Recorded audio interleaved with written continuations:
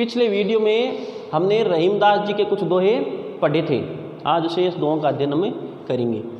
रहीमन निज मन की बिथा, मन ही राखो गोय, सुनि अठ ले लोग सब, बांटिन ले कोई।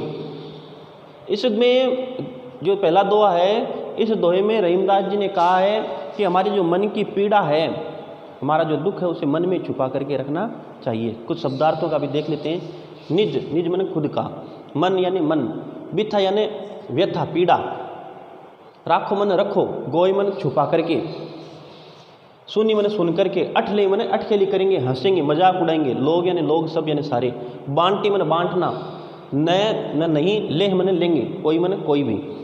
तो रहीमदास जी कहते हैं कि निज मन की बिथा, अपने मन की जो व्यथा है, पीड़ा जो है, उसे मन ही राखो गोय, अपने मन में छिपा करके रखो। सुनी अठ ले लोग सब, आप यदि अपनी मन की पीड़ा को, अपने दुख को लोगों के सामने कहोगे, लोगों से अपने दुख बताओगे, तो लोग आपके दुख को सुन करके अठ ले यानी हंसी मजाक करेंगे, उसका मजाक बनाएंगे, बांटने ले कोई, और उस दुख को बांटने के लिए कोई भी नहीं आएगा। इसलिए हमें अपना जो दुख है वो सबके सामने नहीं प्रकट करना चाहिए, उसे मन में छुपा करके ही रखना चाहिए। ये रहीमदास जी ने कहा है। दीन सबन को लखत है, दीन नहीं लखे न कोई, जो रहीम दीन नहीं लखे, दीन बंधु सम होय। दीन का अर्थ होता है निर्धन गरीब व्यक्ति, सबन का अर्थ होता है सबको, लखत का है देखता है, लक्ष्य मन देखना, कोई मन कोई भी, न मन नहीं। दीन नहीं मन दीन को, लक्ष्य मन देखता है। दीन बंधु, दीन बंधु का अर्थ है ईश्वर है, ईश्वर का पर्यायवाची शब्द है दीन बंधु। सम का अर्थ है समान। दीन सबन को लखत है, दीन नहीं लखे न कोई।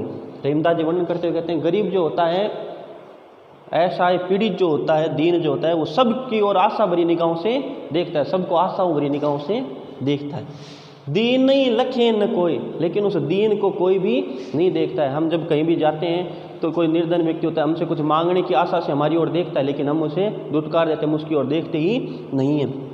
जो रहीम दीन नहीं लखे, और रहीमदास जी कहते हैं जो व्यक्ति दीन की ओर देखता है, निर्धन की ओर देखता है, उसकी सहायता करता है, सेवा करता है, दीन बंधु सम होय, वह दीन बंधु के समान, ईश्वर के समान होता है। इसलिए हमें कोई भी संकट में व्यक्ति हो, कोई दीन हो, निर्धन हो, असहाय पीड़ित हो, उसकी सहायता सेवा करनी चाहिए। दोनों रहीमन एक से, जोलो बोलत नाही, जान परत है काक पिक, ऋतु बसंत के माई। रहीमदास जी ने वाणी का महत्व बताया कि जब तक कोई व्यक्ति बोलता नहीं है, जब तक हमारा संवाद उस व्यक्ति से नहीं होता है, तब तक उस व्यक्ति के स्वभाव के बारे में हमें जानकारी नहीं होती है। दोनों रहीमन एक से, और इसमें रहीमदास जी जो है कौवा और कोयल का उदाहरण दे रहे हैं, कोए और कोयल के बारे में बताते हैं।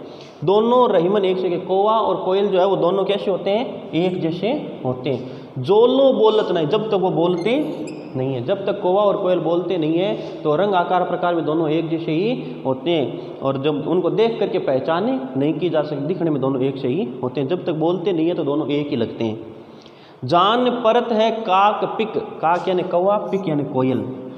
ऋतु बसंत के माई, बसंत ऋतु, बसंत ऋतु के समय जब कौवा और कोयल बोलते हैं, तभी उनके बारे में हमें जानकारी प्राप्ति होती है, उनके बारे में पता चलता है। कौवा बोलता है तो कड़वा लगता है, कर्कश बोलता है, कोयल मधुर और मीठी बोलती है, तो दोनों का रंग काला ही होता है, देखने में एक जैसे ही होते हैं। लेकिन जब बसंत ऋतु में दोनों बोलते हैं तो पता चलता है कि कौवा कौन सा और कोयल कौन से। उसी प्रकार से व्यक्ति के व्यवहार से, उसके स्वभाव से, उसके बोली के आचरण से उसके बारे में पता चलता है।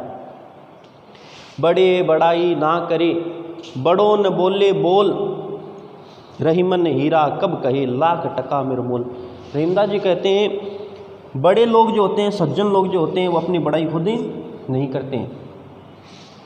बड़ों ने बोले बोल, ना ही वो बड़े बोलते हैं। रहीमन हीरा कब कहे, हीरा जो होता है वो कभी भी नहीं कहता है लाख टका मेरा मूल्य लाख रुपए है। रहीमदास जी कहते हैं कि बड़े बड़ाई ना करे, बड़े लोग जो हैं वो अपनी प्रशंसा खुद ही नहीं करते हैं। बड़ों ने बोले बोल, ना ही बड़े लोग सज्जन लोग जो होते हैं अपने बड़े बोलते हैं, अपनी डिंगे हाँकते हैं। रहीमन हीरा कब कहे, और रहीमदास जी उदाहरण देते हुए कहते हैं कि हीरा जो होता है वो बहुत ही मूल्यवान होता है, लेकिन वो कभी भी ये नहीं कहता है कि मैं इतने मूल्य का हूँ, लाख टका मेरा मूल्य जो है लाख रुपए है। बिगड़ी बात बने नहीं, लाख करो किन कोय, रहीमन फाटे दूध को, मथे न माखन होय। रहीमदास जी कहते हैं बिगड़ी बात बने नहीं। जब हमारी कोई बात बिगड़ जाती है, जिस किसी के साथ हमारा व्यवहार ठीक नहीं रहता और बात बिगड़ जाती है तो बात फिर से बनती नहीं है। बिगड़ी हुई बात फिर से नहीं बनती, पहले जैसा मेल फिर से कभी नहीं हो सकता। लाख करो किनको, चाहे हम लाख प्रयत्न करें फिर वह बिगड़ी बात ठीक नहीं होती है। रही मन फाटे दूध को मथे न माखन होए। और रहीमदास जी कहते हैं कि फटे हुए दूध को मथने पर भी माखन नहीं निकाला जा सकता है, उसी प्रकार से कोई बात बिगड़ने पर लाख प्रयत्न से भी उसे ठीक नहीं किया जा सकता है। विपत्ति भय धन ना रहे, रहे जो लाख करोड़, नभ तारे छिप जात है जो रहीम भय भोर। रहीमदास जी कहते हैं विपत्ति भय धन ना रहे, रहे जो लाख करोड़, कि जब विपत्ति आती है, संकट आता है तो हमारे पास जो धन होता है वो हमारे पास रहता नहीं है। रहे जो लाख करोड़, चाहे हमारे पास लाख करोड़ रुपए क्यों ना हो, लेकिन जब संकट आ जाता है तो वो संकट में वो धन भी हमारे पास नहीं रहता है। नभ तारे छिप जाते हैं जो रहीम भय भोर। रहीमदास जी कहते हैं कि जब रात्रि होती है तो रात्रि में बहुत सारे असंख्य तारे आकाश में दिखाई देते हैं। नभ का अर्थ होता है आकाश। रात्रि के समय असंख्य तारे आकाश में दिखाई देते हैं, लेकिन जो रहीम भय भोर, भोर का अर्थ होता है सुबह। जैसे ही सुबह होती है वो सारे के सारे आकाश में तारे छिप जाते हैं। रात्रि में तो बहुत सारे तारे थे, लेकिन जैसे ही भोर हुई, सुबह हुई, वो तारे छिप गए। उसी प्रकार से बहुत सारा धन था, लेकिन जब विपदा आई तो वो सारा का सारा धन चला गया। मांगे घटत रहीम पद कितो करो बड़ी काम, तीन पेग बसुदा करो तऊ बावने नाम। रहीमदास जी कहते हैं मांगने से व्यक्ति की महत्ता कम हो जाती है। जब कोई व्यक्ति कहीं भी जाकर के कुछ मांगने लगता है, याचक बन जाता है, तब उसकी महत्ता क्या हो जाती है, कम हो जाती है। मांगे घटत रहीम पद। रहीमदास जी कहते हैं मांगने से व्यक्ति का पद जो होता है वो घट जाता है। कितो करो बड़ी काम, चाहे कितना ही बड़ी और कितना ही बड़ा काम क्यों न करो, मांगने से आपका महत्व कम ही होता है। तीन पेग बसुदा करो तऊ बावने नाम। जब भगवान विष्णु ने वामन अवतार लिया था, राजा बलि से 3 पैर वसुधा मांगी थी, धरती मांगी थी, और तीनों पैरों में तीनों लोक नाप लिए थे, फिर भी भगवान का नाम क्या रहा, वामन रहा। भगवान ने बड़ा काम किया, फिर भी उनका नाम क्या हो गया, वामन हो गया।